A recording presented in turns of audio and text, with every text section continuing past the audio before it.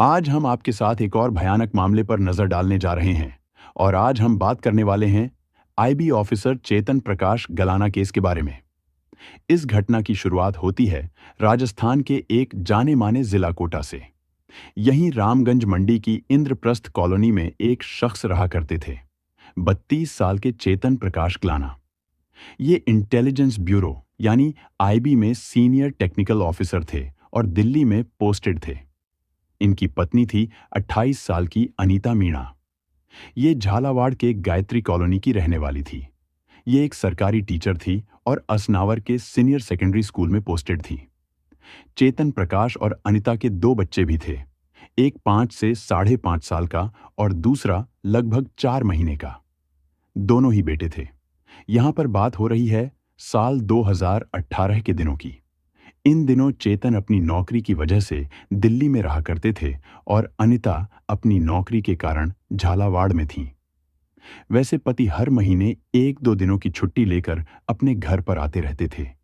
जब भी चेतन राजस्थान आते तो सबसे पहले अपने माता पिता से मिलने के लिए कोटा के रामगंज मंडी जाते और उसके बाद अपनी पत्नी और बच्चों के पास आते हैं। पति पत्नी ने मिलकर झालावाड़ के एक हाउसिंग बोर्ड में खुद का घर भी खरीद लिया था, जून 2017 के आसपास। पत्नी अपने बच्चों के साथ यहीं पर रहती थी। जब ये वाला घर नहीं था तो अपने मायके में रहती, अपने माता पिता के पास, क्योंकि वहां से स्कूल नजदीक था। फिर नया घर लेने के बाद यहां शिफ्ट हो गए। इस घर में दोनों परिवार का भी आना जाना था। सब मिलजुल कर रहा करते थे। इनके जीवन में किसी भी चीज की कमी नहीं थी। दोनों बेटा बहू अच्छी पोस्ट पर सरकारी नौकरी कर रहे थे, अच्छे पैसे कमा रहे थे।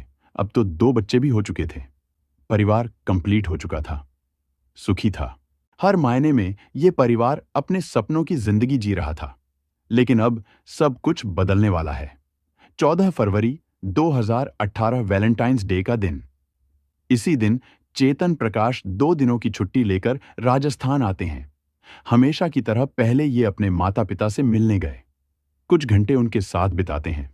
उसके बाद शाम के करीब 6 बजे इन्होंने झालावाड़ जाने के लिए ट्रेन पकड़ा। आमतौर पर ये 1 घंटे में आराम से हाउसिंग सोसाइटी पहुंच जाया करते थे। इन्होंने इसी बीच अपनी पत्नी को कॉल करके इन्फॉर्म भी किया कि 1 घंटे में पहुंच जाएंगे। अब घर पर पत्नी और बच्चे बेसब्री से चेतन का इंतजार करने लगे। धीरे धीरे समय गुजरने लगा। पत्नी के पास चेतन की तरफ से एक मैसेज जाता है कि ऑटो रिक्शा से पाटन होते हुए आ रहे हैं। समय बीत रहा था, रात हो रही थी। अब रात के 8 बज जाते हैं। अभी तक चेतन घर नहीं पहुंचे। पत्नी को थोड़ी चिंता होने लगती है। 6 बजे ही ट्रेन से पति रवाना हुए थे, लेकिन 2 घंटे बाद भी नहीं पहुंचे। पत्नी ने जानकारी के लिए पति को कॉल किया, लेकिन अब उनका फोन रहस्यमय तरीके से बंद हो चुका था। वो कॉल नहीं उठा रहे थे। कई बार अनीता उनका फोन ट्राई करती हैं। इसके बाद इन्होंने अपने ससुर को कॉल किया। आखिर कब चेतन वहां से निकले थे, अभी तक पहुंचे नहीं है। ये सुनकर ससुर जी को भी हैरानी हुई। अनीता ने अपने जानकार के और भी रिश्तेदारों को कॉल लगाया जिनके यहां भी चेतन जाते थे, पर उनको भी कोई जानकारी नहीं थी। चेतन उनके घर नहीं आए हैं। इसके बाद अनीता ने अपने और भी करीबी रिश्तेदारों को कॉल लगाया। इनमें से ही एक थे मनमोहन मीणा। ये गायत्री कॉलोनी में रहते थे, वही जगह जहां पर अनीता का मायका था। ये रिश्ते में चेतन प्रकाश के साले साहब लगते हैं, यानी अनीता के भाई थे। मनमोहन मीणा ने अपनी बहन से कहा कि आप चिंता मत करो, ये खुद उन्हें जाकर ढूंढेंगे। अब ये निकल भी पड़ते हैं। जानकारी के अनुसार वह झालावाड़ रेलवे स्टेशन पर उतरकर ऑटो रिक्शा में बैठ गए थे। तभी उन्होंने उनको मैसेज करके बताया था कि पाटन होते हुए आ रहे हैं। इसी के अनुसार साले साहब उन रास्तों पर जा रहे थे, पता कर रहे थे। खोजते खोजते ये पहुंच जाते हैं झालरा पाटन भवानी मंडी मार्ग पर। यहीं रलायता रेलवे क्रॉसिंग पड़ता है। साले साहब ने देखा कि यहां पर कुछ लोगों की भीड़ लगी हुई है। जब ये करीब गए तो देखा कि यहां पर इनके जीजाजी चेतन प्रकाश बेसुध हालत में पड़े हुए हैं। आखिर इनको क्या हो गया, ये यहां पर क्यों पड़े हुए हैं? कैसे आए फैरन साले साहब? कुछ लोगों की सहायता से जीजाजी को लेकर एसआरजी हॉस्पिटल निकल गए। इनकी सांसें नहीं चल रही थीं। डॉक्टर ने भी इनको हॉस्पिटल में चेक किया और कहा कि ये अब इस दुनिया में नहीं है। ये सुनते ही मनमोहन मीणा के पैरों तले जमीन खिसक गई। ये अपनी बहन और बाकी सबको इस घटना की सूचना देते हैं। हॉस्पिटल स्टाफ ने पुलिस को भी सूचना दे दी। अब झालावाड़ सदर थाने के पुलिस मौके पर पहुंचती है। घर से परिजन और रिश्तेदार भी यहां पर आते हैं। आखिर चेतन को क्या हुआ था? इनके शरीर पर कहीं कोई चोट का निशान नहीं था। कपड़े भी ठीक ठाक और साफ सुथरे थे। कहीं कोई संघर्ष का निशान नहीं थे।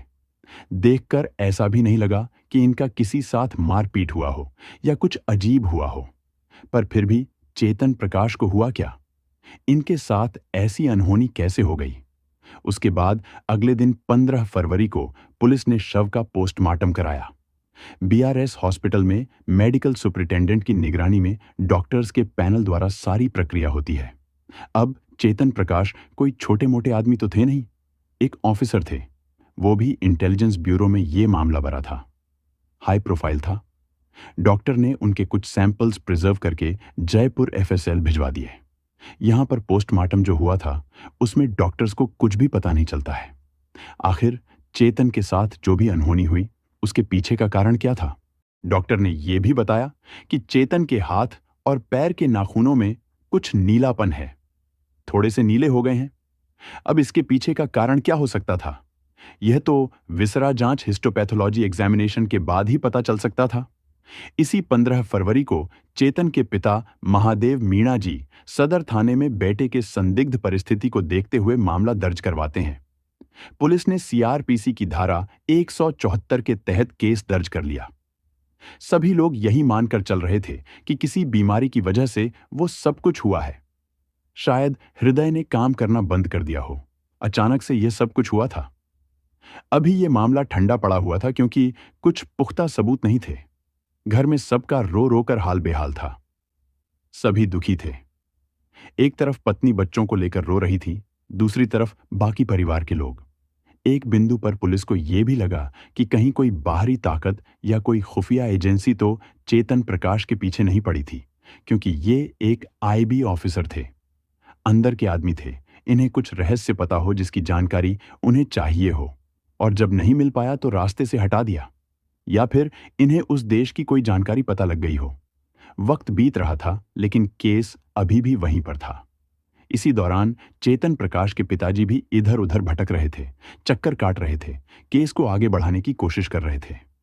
इन्होंने 5 मार्च 2018 को एसपी ऑफिस में एप्लीकेशन सबमिट किया, लेकिन कोई एफआईआर दर्ज नहीं हुई। वैसे अभी तक केस में कोई भी एफआईआर दर्ज नहीं हुई थी। पहले झालावाड़ सदर थाने गए थे, लेकिन वहां पर सीआरपीसी के तहत मामला दर्ज हुआ। तब भी केस में कोई खास बढ़ोतरी नहीं हुई। एसपी ऑफिस में एप्लीकेशन देने के बाद भी कुछ नहीं होता है, यहां पर भी नजरअंदाज कर दिया गया। इसके बाद पिता 9 मार्च को लिखित में एक शिकायत मुख्य न्यायिक मजिस्ट्रेट कोर्ट में सबमिट करते हैं। इसके अगले दिन 10 मार्च को हिस्टोपैथोलॉजिकल रिपोर्ट भी आती है, लेकिन असल में क्या हुआ था चेतन के साथ, ये चीज कंफर्म नहीं थी। इनके पिताजी लगातार जगह जगह पर भटक रहे थे, न्याय की गुहार लगा रहे थे कि अच्छे से जांच हो। ऐसे करते करते लगभग 3 महीने गुजर जाते हैं। अब जाकर कोर्ट के आदेश पर 12 अप्रैल 2018 को एफआईआर दर्ज होती है। सदर थाने में आईपीसी 302 और 120 के तहत अज्ञात के खिलाफ मामला दर्ज होता है। पिताजी ने कहा कि ये और उनका परिवार पूरी तरह से पुलिस का सहयोग करेंगे, हर सवाल का जवाब देंगे। आप चाहें तो किसी से भी पूछताछ कर सकते हैं, इन्हें कोई आपत्ति नहीं है। इस केस की जांच के लिए स्पेशल इन्वेस्टिगेशन टीम बनाई गई, जिसका नेतृत्व एडिशनल एएसपी कर रहे थे। इसमें सदर थाना प्रभारी, एएसआई, हेड कांस्टेबल, कुछ और भी कांस्टेबल, इसके अलावा कई और ऑफिसर्स थे। सबसे पहले यह पता लगाने की कोशिश होती है कि घटना वाले दिन यानी 14 फरवरी को चेतन प्रकाश का रूटीन क्या था, दिनचर्या क्या थी। इनके परिवार के लोगों जैसे कि पत्नी, पिता, भाई, सबसे पूछताछ की गई। उस दिन कौन कौन से लोग चेतन से मिले थे, दिल्ली और राजस्थान के बीच कहां-कहां पर ये जा सकते हैं, हर चीज, हर डिटेल पुलिस को जानना था। दिल्ली में चेतन के कलीग से भी बातचीत किया जाता है। साइबर टीम ने इनकी उस समय की कॉल डिटेल और लोकेशन हिस्ट्री भी निकलवाई। इनके बैकग्राउंड के बारे में पता किया गया कि कहीं कोई पुरानी दुश्मनी हो, कोई रंजिश हो, हाल के समय में किसी के साथ बहसबाजी हुई हो, झगड़े जैसी वारदात हुई हो। एक और भी सवाल था कि चेतन रलायता रेलवे क्रॉसिंग पुलिया के पास क्या करने गए थे, जबकि ये तो ऑन्टो से पाटन होते हुए फ्लैट जा रहे थे। ये भी हो सकता है कि घटना को अंजाम देने के बाद इन्हें यहां पर लाकर फेंक दिया गया हो। पुलिस की निगाह एक और चीज पर पड़ती है। जब ये लोग चेतन के फोन की एक्टिविटी चेक कर रहे थे, 14 फरवरी की रात 8:30 बजे तक इन्हें साले साहब ने ढूंढकर अस्पताल भिजवा दिया था। पर उस समय चेतन के पास उनका कोई भी फोन नहीं था, बल्कि पुलिस को एक्टिविटी जांच में मिला कि तब भी मोबाइल फोन एक्टिव था और काफी समय बाद जाकर स्विच ऑफ हुआ। यानी जिसने भी घटना को अंजाम दिया, चेतन का फोन उसके पास रहा होगा। उसी ने शायद अनीता को मैसेज किया था ताकि परिवार घबराकर पुलिस को न बता दे कि अभी तक घर नहीं पहुंचे हैं। पुलिस की टीम्स रामगंज मंडी, रलायता, झालावाड़ रेलवे स्टेशन, इसके अलावा भी जहां जहां पर चेतन गए थे, वहां वहां जाकर छानबीन करते हैं। रेलवे क्रॉसिंग के पास तलाशी ली गई, शायद कोई सुराग मिल जाए, लेकिन कुछ नहीं मिल रहा था। चेतन की लाइफ और फैमिली बैकग्राउंड के बारे में बात करें तो उनकी शादी अनीता से 21 जनवरी 2011 को हुई थी। यह अरेंज मैरिज थी, लेकिन शादी सबकी सहमति से हुई। उस समय अनीता सेकंड ग्रेड की सरकारी टीचर थी, झालावाड़ में ही। 2008 में इनका सिलेक्शन हुआ था थर्ड ग्रेड की पोस्ट पर। फिर बाद में इनका प्रमोशन होकर सेकंड ग्रेड में हुआ। जब इनकी शादी हो गई तो उसके करीब 6 महीने के बाद चेतन प्रकाश की भी आईबी में ज्वाइनिंग हो जाती है और पोस्टिंग दिल्ली में हुई। 2012 में इनका बड़ा बेटा होता है। पहली संतान पाकर परिवार खुश था। वैसे उस वक्त अनीता अपने मायके में रहा करती थी क्योंकि वहां से स्कूल करीब में था। जब ये असनावर स्कूल में पोस्टेड थी तो वहां दिसंबर 2014 में एक नई महिला टीचर की भी नियुक्ति होती है। वो भी मैरिड थीं। कभी कभी उनके पति स्कूल में ड्रॉप करने के लिए और छुट्टी होने के बाद पिक करने के लिए आते रहते थे। उनके पति का नाम था प्रवीण राठौड़। ये झालावाड़ पुलिस के गोपनीय शाखा में कार्यरत थे। अपनी पत्नी को स्कूल छोड़ने और लेने के दौरान इनकी मुलाकात होती है अनीता मीणा से। जब अनीता ने इनको पहली बार स्कूल में देखा तो इनकी पुरानी यादें ताजा हो गईं। ये बचपन से ही प्रवीण को जानती थीं, लगभग क्लास 7वीं से। दोनों पड़ोसी हुआ करते थे, लेकिन धीरे धीरे दोनों अलग हो गए, अपने अपने रास्ते चले गए। प्रवीण राठौर झालावाड़ में ही मंगलपुरा रोड के पास रहता था। बचपन में खेलने कूदने के दौरान, स्कूल आने जाने के दौरान दोनों में जान पहचान हुई थी, लेकिन जब ये बड़े हो गए तो अपने अपने रास्ते चले गए। पर अब कई सालों के बाद फिर से इनकी मुलाकात होती है। साल 2015 में जब रक्षाबंधन का त्योहार था तो अनीता ने प्रवीण को घर पर बुलाया। उस समय चेतन प्रकाश भी यहीं पर मौजूद थे। अनीता अपने पति को प्रवीण से मिलवाती है और पुरानी यादों के बारे में बताया। इसके बाद अनीता ने प्रवीण को राखी बांध दी। दोनों एक दूसरे को मुंह बोले भाई बहन मानते थे। जून 2017 में अनीता और चेतन ने मिलकर जो हाउसिंग बोर्ड में घर खरीदा था, उसको भी प्रवीण ने ही दिलवाया था। उसने ब्रोकर का काम किया था। वो घर पति पत्नी ने 35 लाख रुपए में खरीदा। इसमें से 10 लाख रुपए प्रवीण लेता है ब्रोकर के रूप में। वह कभी कभी प्रवीण अपनी मुंह बोली बहन से मिलने के लिए भांजे को देखने के लिए आता रहता था। इधर करंट टाइम की बात करें तो पुलिस चेतन के करीबी लोगों के बारे में भी जानकारी जुटा रही थी। उनके कॉल डिटेल रिकॉर्ड्स, फोन का बाकी डेटा, सब कुछ एग्जामिन किए जा रहे थे। इसमें अनीता का भी मोबाइल था, लेकिन उसके फोन में कुछ भी नहीं मिलता है। कुछ भी नहीं का मतलब कुछ भी नहीं, कोई भी डेटा नहीं था, जैसे पूरे मोबाइल को क्लीन किया गया हो, फॉर्मेट करके सारा डेटा इरेज किया गया हो। पर ऐसा अनीता क्यों करेगी? खैर, पुलिस टेक्निकल एक्सपर्ट से डेटा रिट्रीव करवाती है। इसमें पता चला कि अनीता की अपने मुंह बोले भाई प्रवीण से काफी ज्यादा कॉल पर बातचीत होती थी। चेतन के साथ हुई उस घटना वाले दिन भी अनीता ने प्रवीण से काफी बात किया था। पर आखिर उस दिन ऐसा क्या इंपॉर्टेंट था जो इतनी बार कॉल आए गए? हालांकि इसके पहले भी बात होती रहती थी। पुलिस को कुछ व्हाट्सएप मैसेजेस मिलते हैं जो अनीता और उसके पति चेतन के थे। इसमें दोनों किसी बात को लेकर झगड़ा करते नजर आए। पति पत्नी के बीच किस बात का तनाव था, इसके बारे में पुलिस चेतन के परिजनों से पूछती है।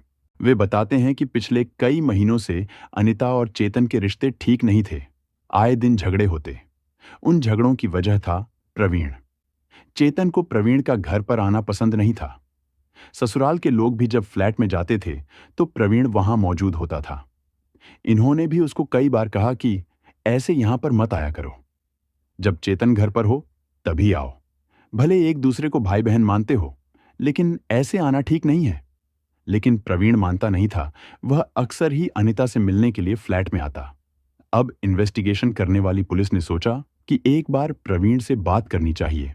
शायद उसको कुछ चेतन के बारे में पता हो। अभी तक प्रवीण राठौर एसीबी यानी एंटी करप्शन ब्यूरो में कांस्टेबल बन चुका था। ये झालावाड़ में पोस्टेड था। इन्वेस्टिगेशन करते करते कई हफ्ते बीत चुके थे।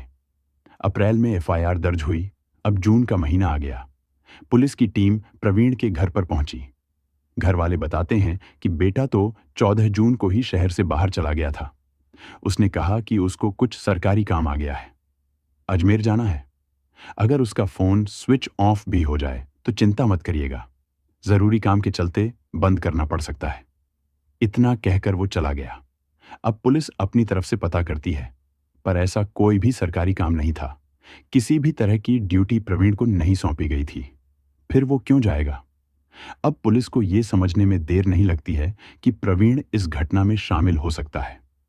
उसको पता चल गया होगा कि पुलिस उससे पूछताछ करने के लिए आने वाली है, तभी भाग गया। टेक्निकल टीम ने भी इसकी सारी कॉल डिटेल्स और बाकी इंफॉर्मेशन निकाली। इससे एक और आदमी का पता चलता है। उसका नाम था शाहरुख खान। घटना वाले दिन इसकी भी प्रवीण से काफी बातचीत हो रही थी। लगातार ये दोनों संपर्क में थे। अब पुलिस ने इसके बारे में पता लगाया। ये आदमी झालावाड़ के तोपखाना मोहल्ले का रहने वाला था और वाहनों की खरीद बिक्री आरटीओ एजेंट के रूप में काम करता था। 19 जून 2018 तक पुलिस इसको हिरासत में लेने में कामयाब हो जाती है। इसे थाने लाकर सख्ती से पूछताछ हुई। अब जाकर कहानी की सारी परतें खुलनी शुरू हो जाती हैं। आखिर चेतन के साथ ऐसा क्या किया गया था कि कोई भी सुराग किसी मेडिकल रिपोर्ट में नहीं आया। यहां तक कि 4 महीने की डेट वाली एक एफएसएल रिपोर्ट 9 मई को पुलिस के पास आई थी। उसमें भी 3 अलग अलग सैंपल्स की जांच हुई। इसमें heavy metal test, ethyl, methyl OH, alkaloid, cyanide, barbiturate, कीटनाशक, खरपतवार नाशक, ऐसे हर तरह के केमिकल्स को टेस्ट किए गए, पर वो सब कुछ भी नेगेटिव आया था। अब शाहरुख खान पूरी कहानी पुलिस को सुनाता है। ये शुरू से अंत तक प्रवीण के साथ सहयोगी था। प्रवीण इसे दिसंबर 2017 में मिला। इसने इससे कहा कि इसकी एक बहन है, उसका पति उसे परेशान करता है, झगड़ा करता है, मारपीट करता है, उसको रास्ते से हटाना है। प्रवीण ने चेतन के असली काम के बारे में शाहरुख को नहीं बताया कि वह इंटेलिजेंस ब्यूरो में सीनियर ऑफिसर है। बस कहा कि दिल्ली में कंप्यूटर पर काम करता है, कहीं वह डर कर पीछे न हट जाए। प्रवीण ने इसको 3 लाख रुपए दिए सुपारी के रूप में। यह चेतन का नाम पता भी बताता है। अब शाहरुख ने अपने कुछ साथियों को इस साजिश में जोड़ा। मीडिया रिपोर्ट्स के अनुसार इन्होंने 5 से 7 बार उसको रास्ते से हटाने का प्रयास किया था। पहला प्रयास 25 दिसंबर 2017 को हुआ। चेतन जब झालावाड़ से वापस दिल्ली जा रहा था तो कुछ बदमाश उसी ट्रेन में जाकर बैठ गए। सोचा कि ट्रेन से बाहर धक्का दे देंगे। उस समय सर्दी का मौसम था। सभी लोग मुफलर लगाकर घूम रहे थे। इसी वजह से चेतन भी आंखों से ओझल हो गया और बच गया। दिल्ली तक जाकर भी बदमाश लौट आते हैं। इधर शाहरुख और इसके साथियों का काम जारी था। उधर प्रवीण ने एक और तरकीब सोची। इसका एक दोस्त था, संतोष निर्मल। ये आदमी मेडिकल फील्ड में था। ये एक राजकीय हीरा कुंवर महिला हॉस्पिटल और एक प्राइवेट हॉस्पिटल में एज ए मेल नर्स काम कर चुका था और एक ऑनर्थोपेडिक हॉस्पिटल के ऑपरेशन थिएटर में काम कर रहा था। संतोष और प्रवीण साथ में जिम करते हुए और क्रिकेट खेलते हुए मिले थे। तभी से दोनों में जान पहचान हो गई थी, दोस्ती हो गई थी। प्रवीण संतोष से कांटेक्ट करके केमिकल्स के बारे में जानकारी लेता है। ऐसे केमिकल के बारे में बताओ जिसे इंसान का तुरंत खेल खत्म हो जाए और किसी मेडिकल रिपोर्ट में भी ना आए। संतोष ने कहा, ठीक है, ये पता करके बताएगा। प्रवीण भी बकायदा उसके बारे में रिसर्च करता है। इंजेक्शन लगाने का तरीका सीखना है, कैसे बॉटल से कोई दवा इंजेक्शन में लिया जाता है, किस तरह के टेक्निक्स का इस्तेमाल किया जाता है। 31 दिसंबर 2017 को संतोष 500 mg या 10 ईमेल की 2 बॉटल्स ऑपरेशन थिएटर के स्टोर रूम से चुराकर प्रवीण को देता है। हम आपको इस दवा का नाम नहीं बता सकते, लेकिन इसका इस्तेमाल डॉक्टर्स अक्सर करते हैं। इसीलिए कोई भी डॉक्टर इस केमिकल के बारे में पता नहीं कर पा रहा था, क्योंकि इसी केमिकल का उपयोग करके ये लोग छानबीन कर रहे थे। इसलिए किसी भी रिपोर्ट्स में इसका जिक्र नहीं करते थे, नजरअंदाज कर देते थे। अब जब डॉक्टर खुद ही इसका उपयोग कर रहे हैं, तो मेंशन करने की क्या जरूरत है? इसलिए चेतन के बारे में कुछ पता नहीं चल पा रहा था। कथित तौर पर प्रवीण ने संतोष से ये कहकर केमिकल मांगा था कि किसी पार्टी में उसका नशा करना है। पर यह कितना झूठ और सच है, ये थोड़ी देर में आपको पता चल जाएगा। प्रवीण को पता चलता है कि 4 जनवरी 2018 को फिर चेतन झालावाड़ आने वाला है। इस बार प्रवीण ने झालावाड़ के नला मोहल्ला निवासी शाकिर से बात की, जो ट्रक ड्राइवर था। इसको 20,000 रुपए दिए। अब ये सड़क पर काम अंजाम देना चाहते थे, ताकि ये कोई हादसा लगे। प्लान के तहत जैसी सोच थी, चेतन यहां पर आता भी है। ये जहां पर आने के बाद स्कूटी से कहीं जा रहा था, इसका ट्रक से पीछा किया जाता है। लेकिन सुकेत नामक जगह पर वह तेजी से स्कूटी चलाकर निकल गया। ट्रक पीछे ही रह जाता है। ये प्लान फेल हो गया। अब फिर से अगले दिन 5 जनवरी का प्लान बनता है। इस दिन भी चेतन स्कूटी से निकलने वाला था। शाकिर, फरहान और प्रिंस, ये तीनों ट्रक से चेतन का पीछा करते हैं। वैसे फरहान और प्रिंस शाहरुख के ही साथी थे। ये लोग झिर्रिया घाटी स्थित हनुमान जी मंदिर के पास साजिश में कामयाब हो जाते हैं। चेतन स्कूटी से गिर गए। उन्हें काफी चोट आती है। लोगों की भीड़ वहां पर जमा हुई। हॉस्पिटल में एडमिट किया गया। खुशकिस्मती से ये ठीक थे। चोट गहरी नहीं आई थी, लेकिन स्कूटी को काफी नुकसान हुआ था। अब पुलिस अस्पताल में चेतन का स्टेटमेंट लेने के लिए आती है। प्रवीण भी यहां पर था। इसने रिपोर्ट में लिखा कि रास्ते में जानवर आ गया था, जिससे इन्होंने अपना बैलेंस खो दिया, जबकि पीछे से तो ट्रक आया था। प्रवीण ने चेतन को समझाया कि अगर ट्रक की बात आई तो स्कूटी के डैमेज का क्लेम नहीं मिल पाएगा। रिपेयर कराने में खुद के पैसे जाएंगे, जबकि ये प्रवीण की साजिश थी। अगर सच लिखा तो पुलिस इन्वेस्टिगेशन करेगी, शाकिर को पकड़ेगी, फिर भांडा फूट जाएगा। जानबूझकर 5 जनवरी की रिपोर्ट भी 12 जनवरी को सबमिट की गई, जब चेतन दिल्ली में था। तब भी प्रवीण और शाहरुख ने वहां पर बदमाश भेजे। लेकिन फिर हुआ कि हाई सिक्योरिटी वाली जगह है, सीसीटीवी कैमरा लगे हुए हैं, पकड़े जा सकते हैं। ऊपर से घटना भी ऐसे अंजाम देना था ताकि ये नेचुरल लगे, साजिश ना लगे। ऐसे ही ये लोग 5 से 7 बार प्रयास करते हैं। अंतिम में उस केमिकल का इस्तेमाल किया जिसे प्रवीण ने संतोष से लिया था। 14 फरवरी को फिर से चेतन झालावाड़ आने वाला था। अब इन्होंने अच्छे से प्लानिंग की, कोई गड़बड़ नहीं होनी चाहिए। जब चेतन रामगंज मंडी गया अपने माता पिता से मिलने के लिए, तो इधर से प्रिंस शाहरुख को बाइक से सुकेत छोड़ देता है। यहां से शाहरुख ने चेतन के घर से ही पीछा करना शुरू कर दिया। ट्रेन में भी पीछा कर रहा था। इधर झालावाड़ रेलवे स्टेशन के पास फोर्ड फिगो कार में प्रवीण, फरहान और प्रिंस वेट कर रहे थे। चेतन ट्रेन से यहां पर आता है और पैदल ही घर पर जाने लगा। हाउसिंग बोर्ड के सुनसान रास्ते पर प्रवीण ने तीनों साथियों की मदद से उसे जबरदस्ती कार की पिछली सीट पर बिठा लिया और चल पड़े। ये कार को आकाशवाणी के पीछे की तरफ हल्दी घाटी रोड पर ले गए। यहां पर प्रवीण और चेतन के बीच में बहसबाजी होती है। अब इसका टॉपिक क्या था? वो था एक बच्चा। दरअसल अनीता दोबारा से प्रेग्नेंट हुई थी। अक्टूबर 2017 में उसने एक और बच्चे को जन्म दिया। उसी बच्चे को लेकर दोनों में बहस हुआ। फिर प्रवीण के इशारा करते ही उसके साथियों ने चेतन के हाथ पकड़ लिए। इसके बाद प्रवीण 2 इंजेक्शन तैयार करता है और दोनों पैरों में जांघ के पास लगा दिया, जिससे चेतन बेहोश होने लगा। फिर उसके नाक पर हाथ रखकर सांस रोकने की कोशिश करते हैं। ऐसे बिना हाथापाई, बिना मारपीट के काम को अंजाम दिया गया। चेतन का मोबाइल प्रवीण ने ले लिया और उससे उसकी पत्नी को मैसेज किया कि ऑटो से पाटन होते हुए आ रहा हूं। यह बात सबको गुमराह करने के लिए था। फिर रेलवे क्रॉसिंग के पास उसको फेंक देते हैं। शाहरुख ने खुलासे में बताया कि इस साजिश में फरहान, प्रिंस, संतोष, निर्मल, प्रवीण राठौड़, इनके अलावा चेतन की पत्नी अनिता भी शामिल थी। 19 जून को पुलिस ने शाहरुख को उठाया था। 21 जून को ट्रक चालक शाकिर को उठाया गया। 22 जून को संतोष को पकड़ा जाता है। 24 जून को प्रिंस भी पकड़ा गया। ये आरटीओ में साफ सफाई का काम करता था।